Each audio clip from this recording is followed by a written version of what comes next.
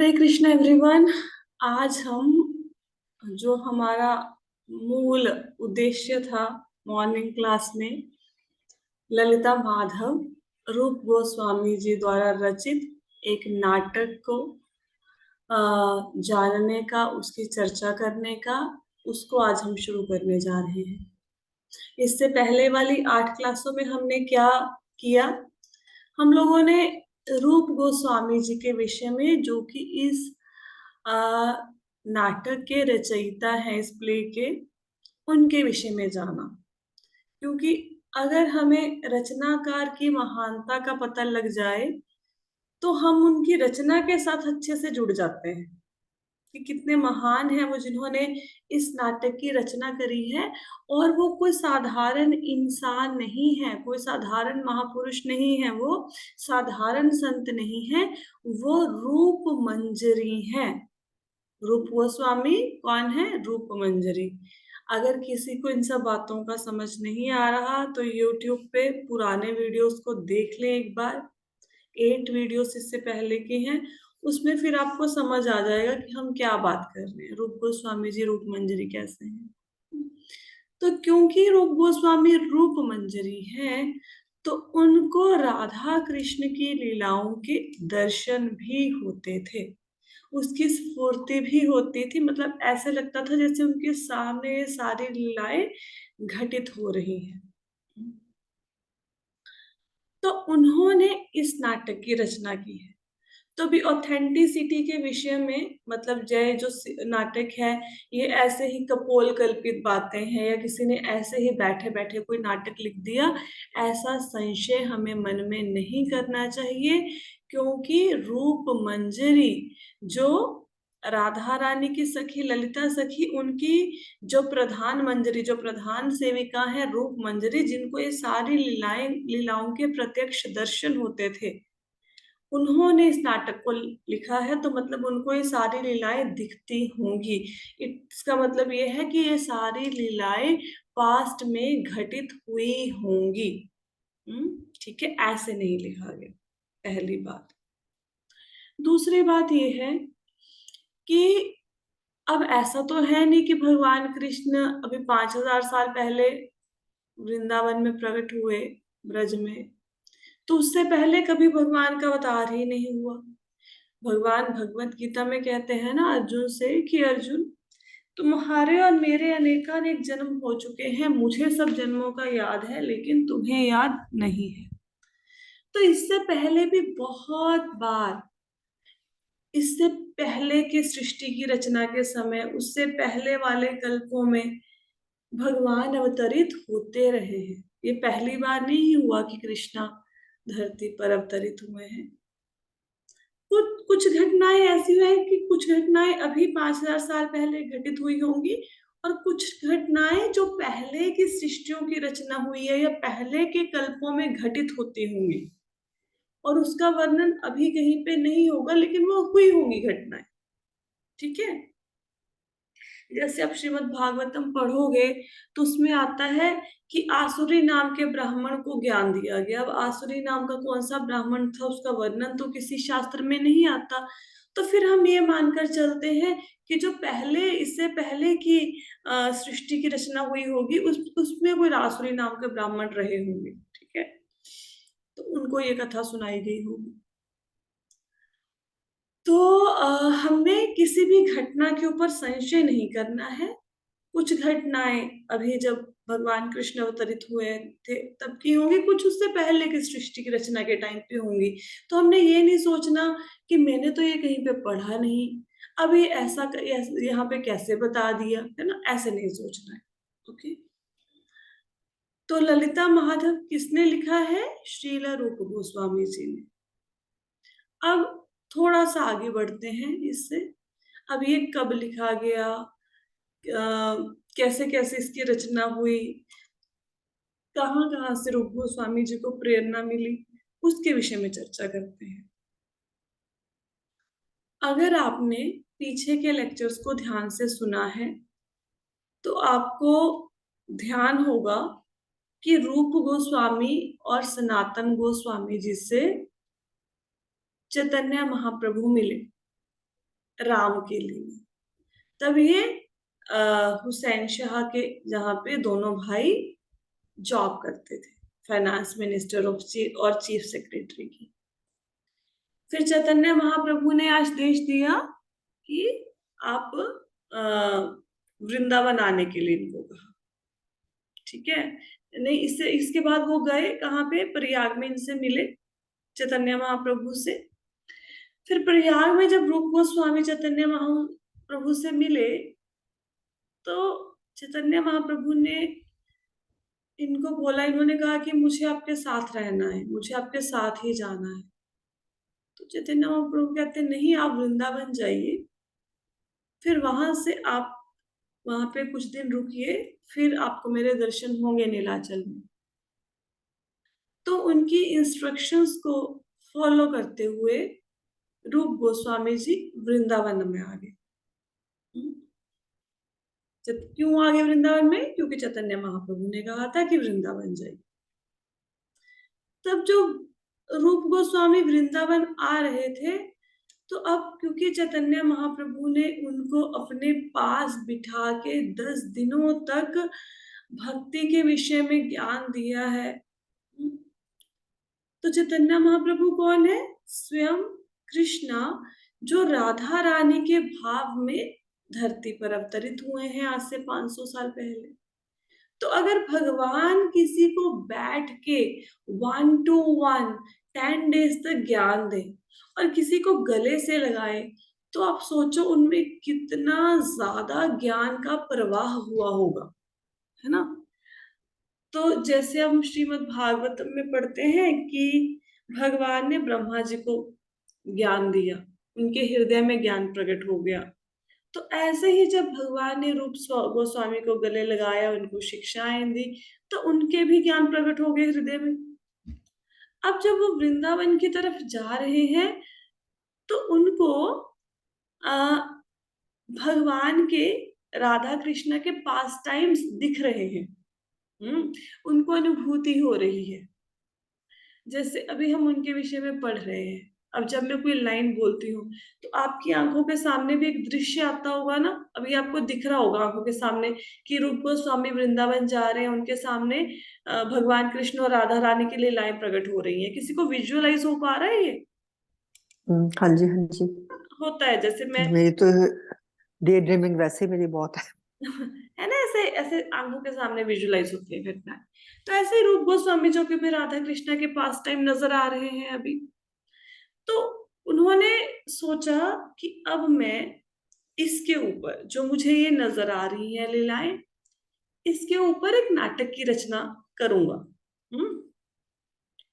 नाटक, drama, play ऐसा कह सकते हैं, उसकी रचना करेंगे। जिसमें रूप गोस्वामी जी क्या दिखाना चाहते थे? रूप गोस्वामी जी इसमें भगवान कृष्ण और राधा रानी की ब्रज की लीलाएं और द्वारिका में जो लीलाएं हुई उनको दिखाना चाहते थे। कौन कौन सी लीलाएं? ब्रज की लीलाएं भगवान कृष्ण ने कौन सी करी और द्वारिका में कौन सी करी, इन दोनों लीलाओं का वो एक नाटक लिखना चाहते थे, वन। ठीक है, यहां तक सबको समझ आया?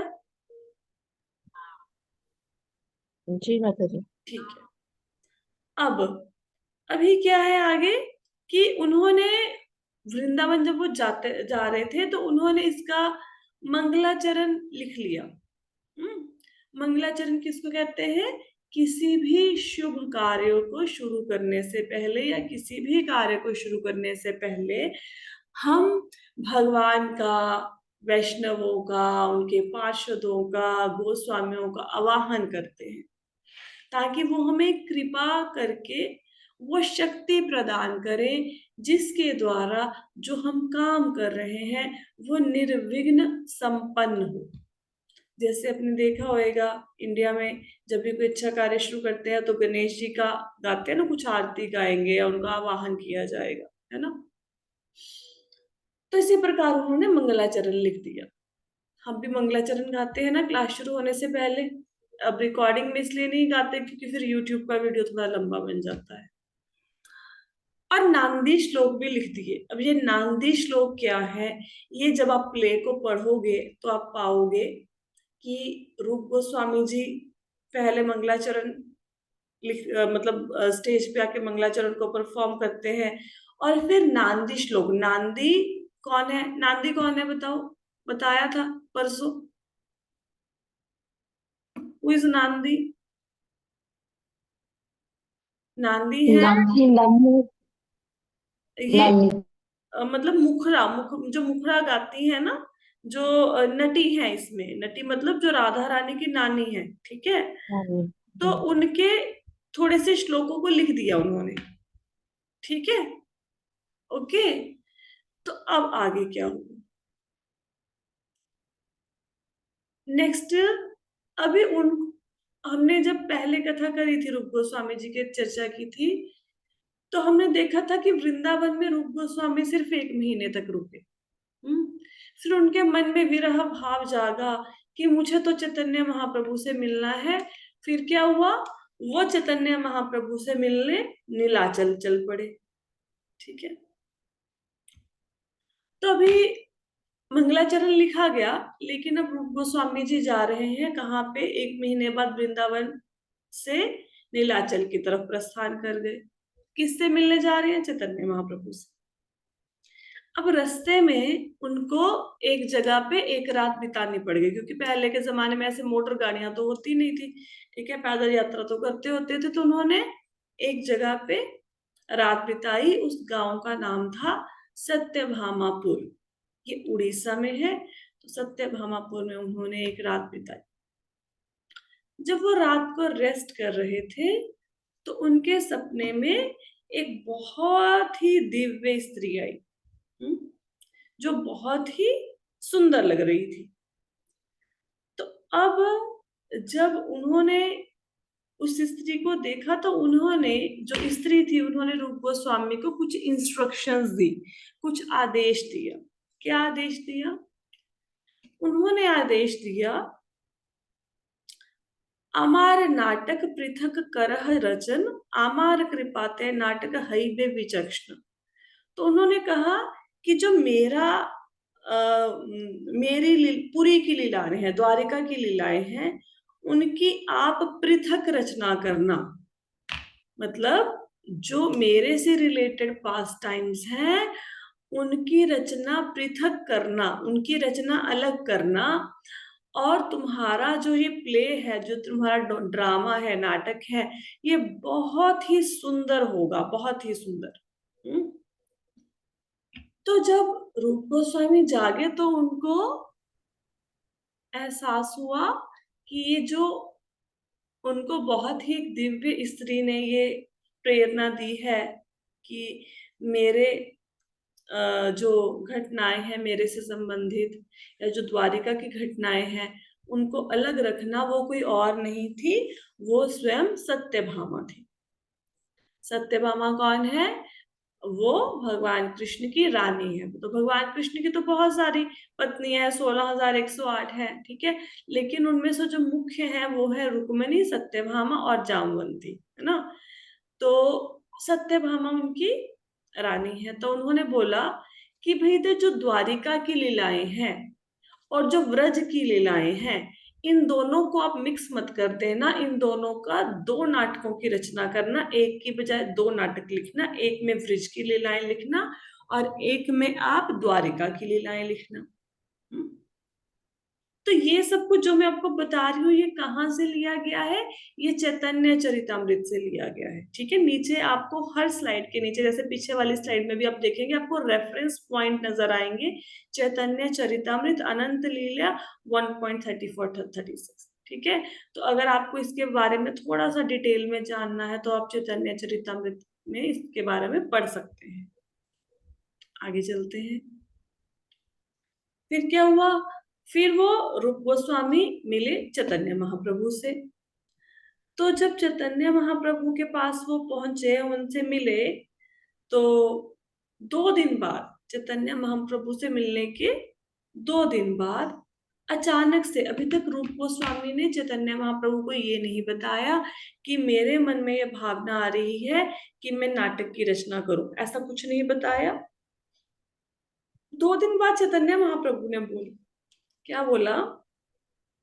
उन्होंने बोला कि रूप, श्री कृष्ण को ब्रज से बाहर मत ले जाना, वे ब्रज छोड़कर कभी कहीं नहीं जाते। ठीक है, ये लाइनें उन्होंने सडनली रूप गोस्वामी को बोल दी कि भाई जो कृष्ण है उनको ब्रज से बाहर मत लेके जाना, क्योंकि भगवान कृष्ण ब्रज को कभी छोड़ते ही नहीं है। इसके कहने का क्या मतलब है कि जब आप अपने नाटक में लिखोगे भी कृष्ण द्वारिका सॉरी मथुरा छोड़ के द्वारिका चले गए, तो फिर वो तो कृष्ण को मत बाहर कर दिया ना ब्रज से।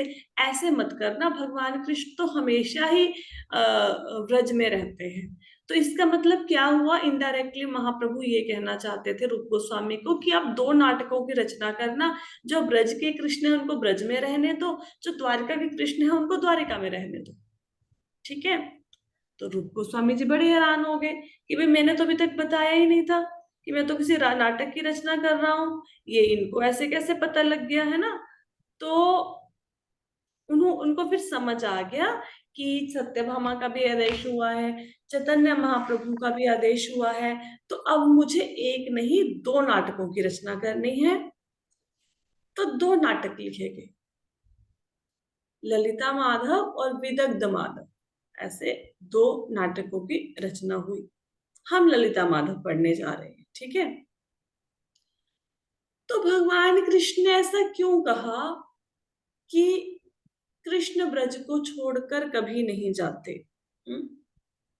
इसके पीछे क्या रहस्य है, इसको मतलब मैं थोड़ा सा समझाने की कोशिश करूंगी। मैं सच में आपको बता रही हूँ, मैं बहुत अधिक हो सकता है अच्छे तरीके से आपको वर्णन ना कर पाऊं।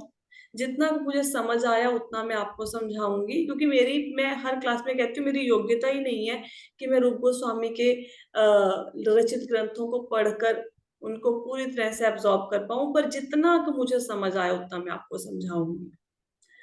तो 2 प्रकार की लीलाएं होती हैं, एक प्राय की लीला और एक कदाचित की लीला।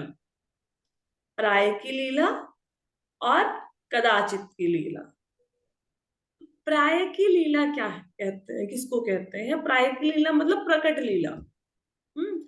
और कदाचित की लीला क्या होती है? अप्रकट लीला, जो कभी कभी प्रकट होती है, कभी कभी होती है, ये हमेशा नहीं होती। ठीक है, तो प्राय की और कदाचित की 2 प्रकार की लीलाएं होती है। अब भगवान कृष्ण की जो प्रकट लीला है उसको बोलते हैं प्राय की लीला। तो ये लीला ब्रज से शुरू होके ब्रज में ही खत्म हो जाती है। ब्रज से शुरू हुई, ब्रज में ही ये कथा समाप्त हो जाती है। जब भगवान कृष्ण मथुरा से सॉरी ब्रज से मथुरा जाते हैं, कंस का वध करते हैं, तो मथुरावासी, उनके माता पिता, गोपियां सब विरह में डूब जाते हैं। उनसे वो विरह वेदना उनके लिए असहनीय होती है, उनसे बर्दाश्त नहीं होती है। अब अब अगर आप श्रीमद् भागवतम पढ़ेंगे ना, किसी ने पढ़ी है पूरी श्रीमद् भागवतम? पूरी नहीं पढ़ी, कोई बात नहीं।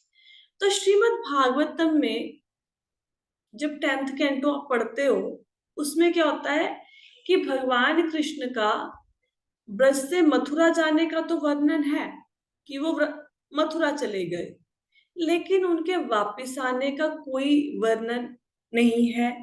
और बाद में जो उनके माता पिता थे, नंद बाबा, यशोदा मैया, उनकी जो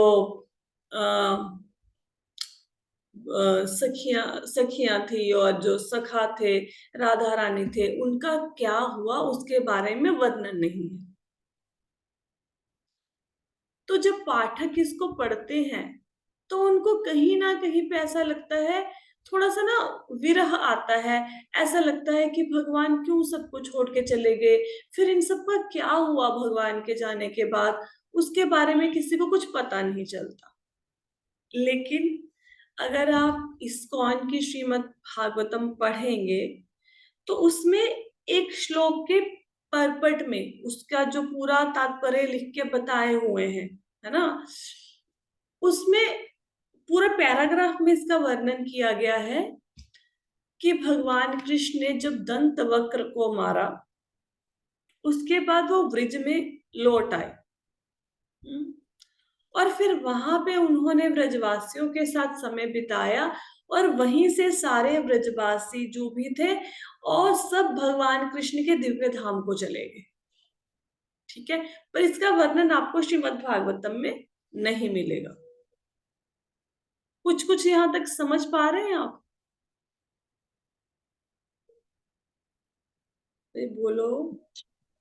जी माता जी। ठीक है। हाँ ओके। जी, हाँ जी। ये गर्ग का जो उनका है ग्रंथ, उसमें भी है ये वाले देखो मैंने ना, मैं जो आप कह रहे हो ना? मैं जिसको मैंने पढ़ा है, ग्रंथ को जिसको, मैं उसी में से आपको हाँ, बता पाऊंगी। जो मैंने नहीं हाँ। पढ़ा उसमें से मैं कोई टिप्पणी कर दूं, है ना, ऐसे ही बैठे बैठे थोड़ा नंबर बनाने के लिए कि हाँ जी वहां पे है, ऐसे ऐसे ना वो सही नहीं लगता। तो नहीं। जो चीज हाँ, मैंने, नहीं, मैंने किसी लेक्चर में सुना था। हाँ, तो जिसमें आपने पढ़ा, और पता मैं बेसिकली ऐसे सुनी हुई बातों पे भी थोड़ा कम विश्वास करती हूँ। अगर कहीं पे किसी घटना का वर्णन आएगा तो मैं उस शास्त्र को रेफर कर लेती हूँ। जैसे आएगा कि पद्म पुराण में ऐसा लिखा गया तो फिर मैं पद्म पुराण को रेफर कर लूंगी।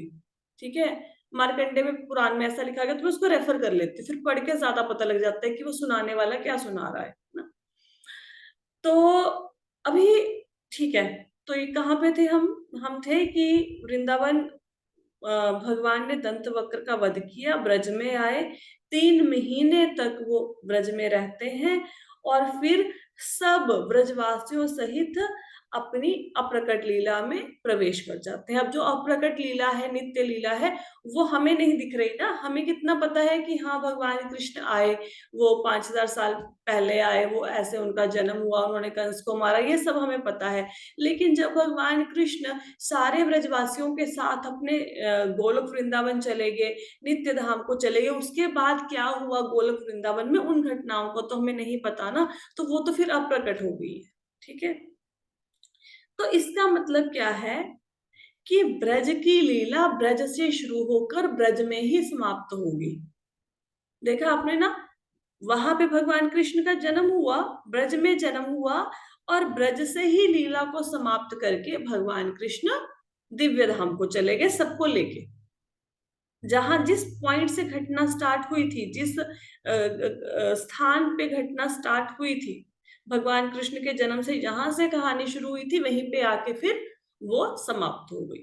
ठीक है, लेकिन जब भगवान दिव्य धाम को चले गए सारे ब्रजवासियों को लेकर, तो द्वारिका लीला का समापन नहीं हुआ अभी, द्वारिका लीला भी चल रही है।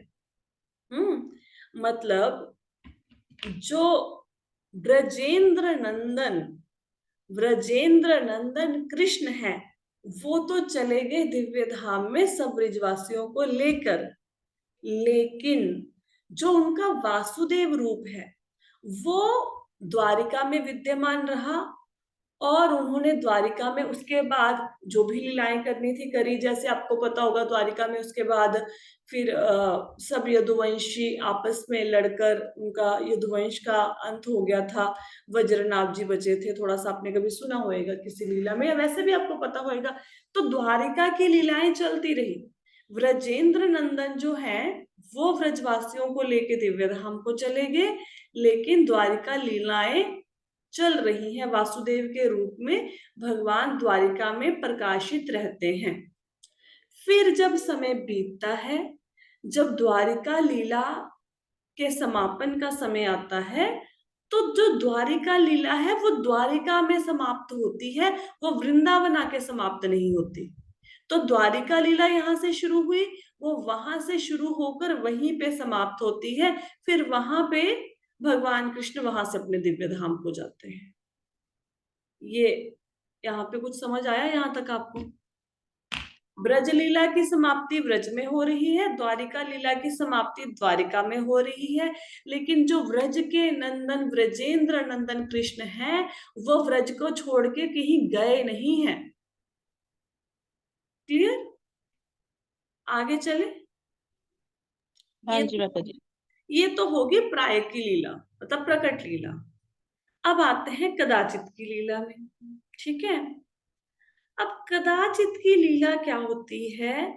कदाचित की लीला ना कभी कभी होती है, और ये जो लीला है ये अभी जो द्वापर गया है, अभी अभी द्वापर देखो, कलयुग है, सबसे पहले क्या होता है? सतयुग, फिर क्या होता है? त्रेता युग, फिर द्वापर, फिर कलयुग।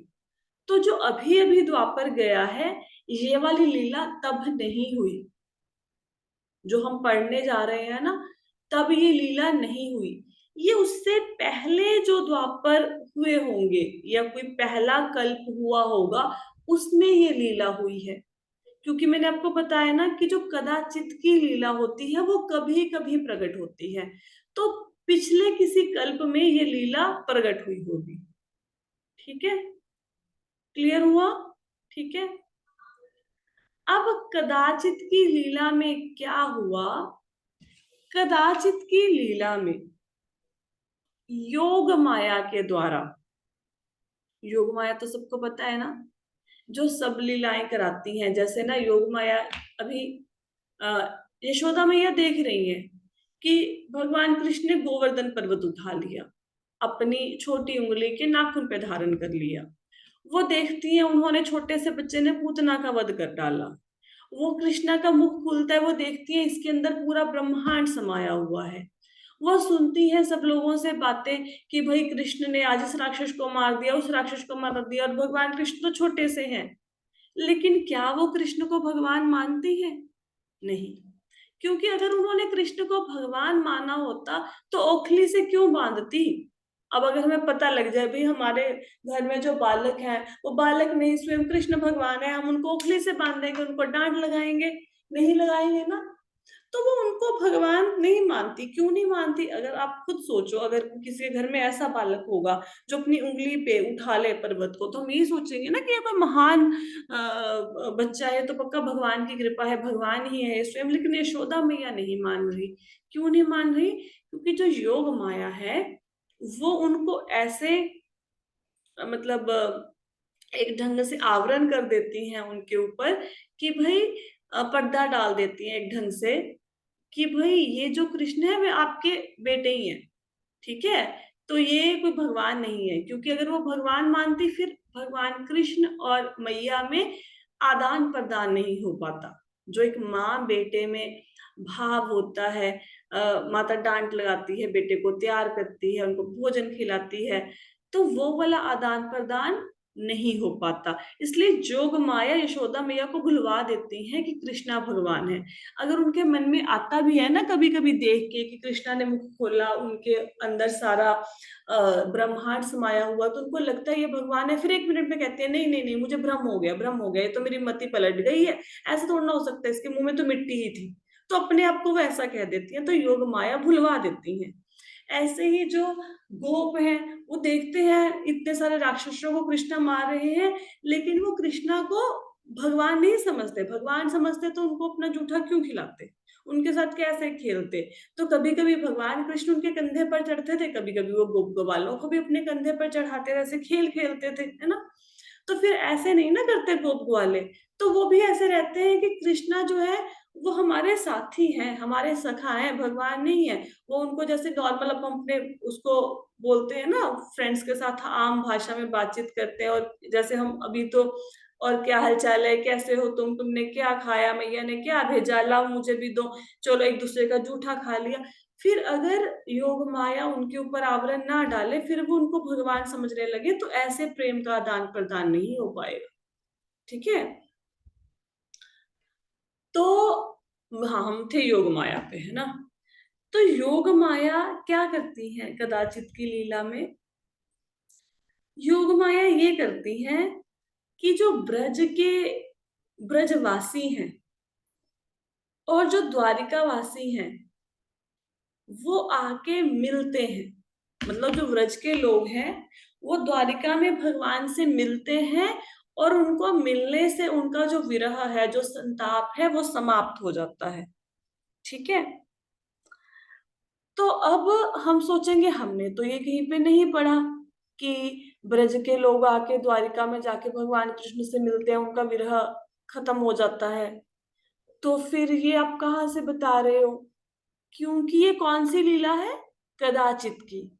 ये कब प्रकट होती है? ये कभी कभी प्रकट होती है। ठीक है। तो क्योंकि ये लीला कभी कभी प्रकट होती है, तो इसका वर्णन आपको कहीं और नहीं मिलेगा। चैतन्य महाप्रभु की कृपा से रूप गोस्वामी को इस लीला का दर्शन हुआ। ठीक है। जैसे इसको कैसे समझोगे? जैसे जो अर्जुन थे, अब महाभारत के युद्ध में कितने लोगों ने भाग लिया, कितने सैनिक थे, लाखों करोड़ों की संख्या में। अब वहां पे सब खड़े हैं, लेकिन भगवान ने दिव्य दृष्टि दी अर्जुन को, तो अर्जुन ने भगवान के विराट रूप को देखा। बाकी लोगों को थोड़ा ना विराट रूप के दर्शन हुए थे, नहीं हुए थे ना। इसी प्रकार भगवान ने दिव्य दृष्टि प्रदान करी रूप गोस्वामी को, और रूप गोस्वामी के सामने ये जो दिव्य लीला है वो प्रकट हुई।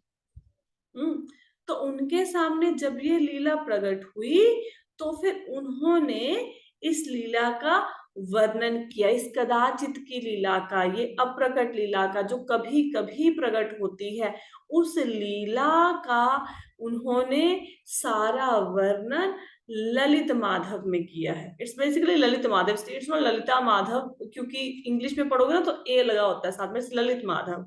तो श्री ललित माधव नाटक में उन्होंने इस घटना का वर्णन किया है। और ये इतना सुंदर है, इतना सुंदर है कि मैंने आपको षड गोस्वामियों के नाम बताए थे ना, रघुनाथ, गोपाल, एक मिनट, रूप गोस्वामी, सनातन गोस्वामी, रघुनाथ दास गोस्वामी, है ना, ऐसे नाम बताए थे ना। तो रघुनाथ गोस्वामी, रघुनाथ दास गोस्वामी, है ना, इनके नाम बताए थे। तो जब इस नाटक को, इस नाटक के कुछ अंशों को श्री रघुनाथ दास गोस्वामी ने सुना, तो उनको इतना आनंद आया कि वो कुछ दिनों तक अनकॉन्शियस, बेहोश होकर पड़े रहे। उनको मूर्छा आ गई और कुछ दिनों तक वो मूर्छित अवस्था में ही रहे। अब इस नाटक के कुछ भाग को चैतन्य महाप्रभु अपने जो उनके पार्षद थे उनके साथ आए, सार्वभौम भट्टाचार्य जी के साथ, रामानंद राय के साथ, श्री स्वरूप दामोदर जी के साथ आए, और रूप गोस्वामी जी से ललिता माधव के कुछ अंश को सुनाने को कहा। तो जैसे ही रूप गोस्वामी ने इन अंशों को सुनाया, तो चैतन्य महाप्रभु को खुद भाव आ गया, वो खुद प्रेम भाव में प्रवेश कर गए, उनमें वो वाला आवेश आ गया। ठीक है, प्रेम वाला। और फिर क्या हुआ, जब इनको सुना, रूप सॉरी, रामानंद राय, सार्वभौम भट्टाचार्य और स्वरूप दामोदर जी ने सुना, जो ये सब कौन है, भगवान के पार्षद हैं चैतन्य महाप्रभु के, उन्होंने सुना, तो इतने आनंदित हुए, उनको लगा कि इससे उत्तम रचना, इससे उत्कृष्ट रचना कोई हो ही नहीं सकती थी। तो जो रूप गोस्वामी जी की लेखनी है वो ऐसी है जैसे बृहस्पति जी लिख रहे हों, ऐसी काव्य रचना है उनकी। और तत्व की दृष्टि से वो स्वयं व्यासदेव जी के समान लिख रहे हैं। और प्रेम श्रृंगार की रचना में सुखदेव गोस्वामी, जैसे सुखदेव गोस्वामी ने बहुत सुंदर श्रीमद् भागवतम की रचना की है, तो इसी प्रकार वैसे सुखदेव गोस्वामी जैसे उन्होंने प्रेम श्रृंगार रस में ये रचना करी है। ठीक है। तो बहुत ही सुंदर नाटक है। आप देखो, जिसको सुनकर चैतन्य महाप्रभु भाव में आ गए, जिसको सुनकर रघुनाथ दास गोस्वामी मूर्छित हो गए, जिसको सुनकर रामानंद राय, सार्वभौम भट्टाचार्य, स्वरूप दामोदर वो प्रेम में प्रविष्ट हो गए, तो ऐसे नाटक को सुनने का हमारे ऊपर क्या असर होगा, है ना। तो सुनना चाहिए ना ऐसे, ऐसी इतनी सुंदर रचना को। तो हम कोशिश करते हैं, इसको पढ़ने की कोशिश करते हैं। मैं उतना ही समझा पाऊंगी जितना मुझे समझ आया, इतनी योग्यता नहीं है, बट आई विल ट्राई। ठीक है जी। आज की कथा सबको समझ में आई? जितना समझाया। समझ में आया आपको? गूजबम्स ऐसा कुछ हो रहा है? कुछ ऐसे लग रहा है हार्ट बीट तेज होगी?